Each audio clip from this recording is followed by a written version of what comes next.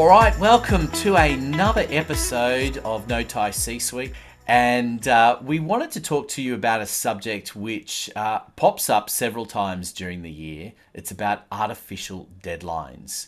You know, they get created for all sorts of reasons, whether it's the end of the year, the end of the financial year, coming up to a season, or people just creating them for the sake of creating them. The question is it just a marketing exercise? Is it an exercise that actually means something and makes a difference to the bottom line?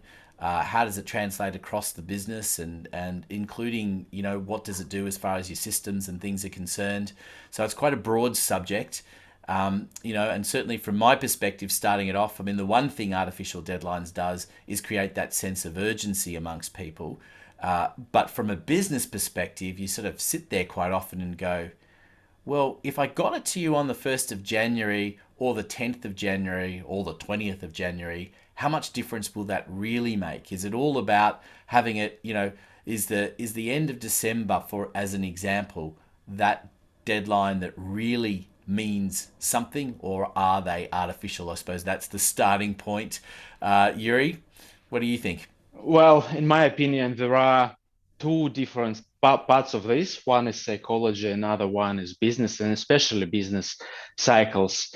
Obviously, if you're in business of selling Christmas trees, it's not an artificial deadline, so it just comes naturally and you can't do anything about it. Um, so you have to just adjust the business to work towards that natural cycle. There are lots of businesses like this, not tied up to Christmas, but tied up to lots of even 1st of July, right? Right? If you're in retail, everyone knows in retail that ATO has put that rule, you need to get rid of your stock. Um, Easy as that. On another side, setting artificial deadline and starting something new, for example, from next Monday, summer, next year. This is psychological trick, which helps our minds to be a little bit more committed and more productive, at least to start. And then it takes a lot more effort to keep going. But yeah, from my perspective, there are two things. Some of them really artificial because, as you said, if I start doing or buying something 1st or 20th of January, it won't make any difference. And probably the price will be the same. The sale will be over, but the price will stay the same. So yeah, it's very interesting topic. Especially, I would love to ask Pierre from the financial perspective how these artificial things help to boost or influence finance in the business. Thanks, Yuri. Look, I think from a obviously from a finance point of view, the boosting of sales with certain marketing drives, i.e., in the financial year or pre-Christmas, or the real other one we had recently, the Black Friday sales.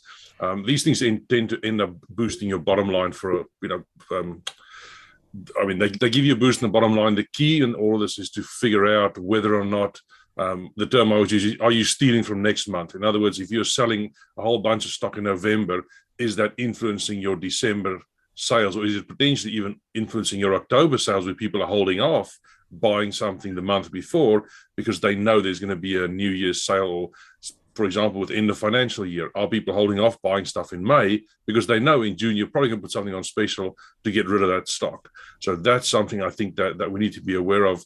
The other element in all of this, like Yuri said as well, is whether or not your business has goods that are perishable or not. If goods are perishable, then like to linked up to your initial question, Anthony, do I deliver it on the 1st of January or the 10th or the 20th? You know, so from that point of view, there's certain factors that we have to keep in mind as well. I think it's delivering delivering meat on the 20th when it was due on the 1st is not going to be a pretty sight, I think.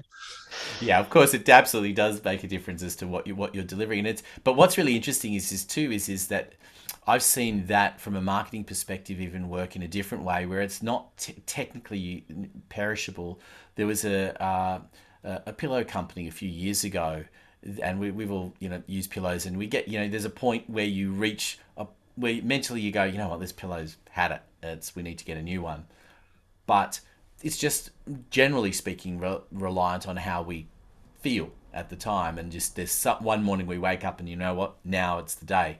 So what they actually did was create a use by date, so that on the pillow, so they created that artificial deadline for you to say, you know, best before this time, you know, because they're assuming that you've used it this many times over that period, and so, but that when things are at that, it is that the difference between best before and use by as well, which is really interesting, because there are some goods which are genuinely perishable, and so that you know, that it's a very definitive line. Then there's some in that best before. I mean, bread's a good example, right? You know, best before tomorrow, but if you have it 2 days afterwards, you know, unless you're seeing the green spots, it's people are still eating it, right? You know, so it's interesting but it's interesting what it does. I mean, I know, you know, there are people that will smell the milk and then decide whether they'll still have it or not. And then there are people that see the date and go, it says today, it's going out the sink. Yeah. You know, so, but I think, you know, there are many businesses that are dealing in services and products that aren't perishable per se. And what's often really interesting to me is when you get a client that says, we really need it done by this date. And you sort of go, what's so significant about that date? Does it, if we said, can we make it a week later? Does that really matter?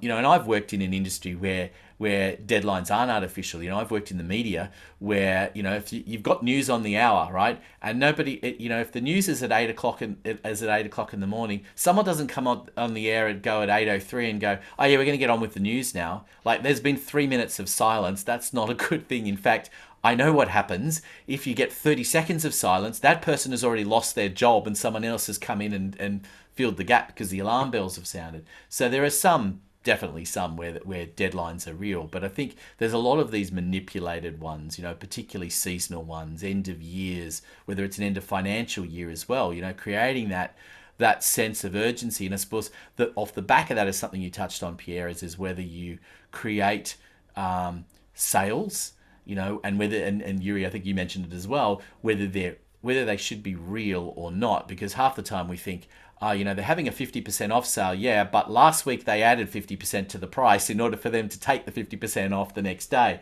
So, you know, is it a real sale or not? But it seems to work. I mean, I think that's the thing here is that when it comes to the selling to the public, it works. When it's business to business, I'm less certain about the imperative of it unless there is a real flow-on effect to other things that make a real difference. You know, it's just it becomes something that people just decide on a date. You know, I think we've all had that happen, right, Yuri? Yeah, from B2B side of things, I've got an example. We've got a client whose business is naturally slowing down to the winter. So it's driven by construction industry, but they had that pattern year by year. And we're now running the project where the deadline is end of January to launch the project, which is very important because when clients of our clients, when they become busy, they don't care anymore. So they don't have time to look into new things and do something else. So there are, even in business, there are some industry-driven, I think, cycles. Can be, not everywhere. And yeah, as you said, retail is driven just mostly by artificial dates. And one of the best advices I read just recently somewhere, if you want to buy something, you badly want to buy something more expensive than $100, just wait for 24 hours. That's it. And then assess your decision. Yeah, I think that's sometimes an important thing. I think with deadlines, we sometimes have issues where people, like you say, Anthony, people create artificial deadlines because they believe it has to be done by a certain day. That has both pros and cons in terms of it does get stuff done, but at the same time, you can have issues with pushing stuff through without the necessary checks and balances and making sure that everything is properly lined up to carry the project through properly. Yeah, I think as we hear the dogs barking in the background coming after you, Pierre, the the thing about artificial deadlines as well is that from a marketing perspective, is what they're trying to do is tell you a story of urgency, and if you can create a feeling amongst people that they can and should do something now, of course it works. I mean, that's the whole thing. That if you believe that it has to happen now, then you're going to jump on board with that. If you don't believe, then you're going to wait. You're going to because and it's interesting too. We have things like Black Friday sales now throwing into the mix. And it's a belief that suddenly, magically, all the prices are so much better then than they will be at any other time. I suppose that ability to negotiate is always there. But it has to be the right time, of course, for you. But I still go back to the idea that, when you as a business create a deadline, do you think about the flow-on effects for everybody else? And whether that deadline is for something that you've decided something is going to happen today. I've got experience in creating a web event where you decide, right, it's going to be on at this time. Now, could it have been an hour later? Yes. Could it have been 2 days later and 3 hours after that? Yes, it could have been. You draw a line in the sand sometimes, and you hope that you land for most people.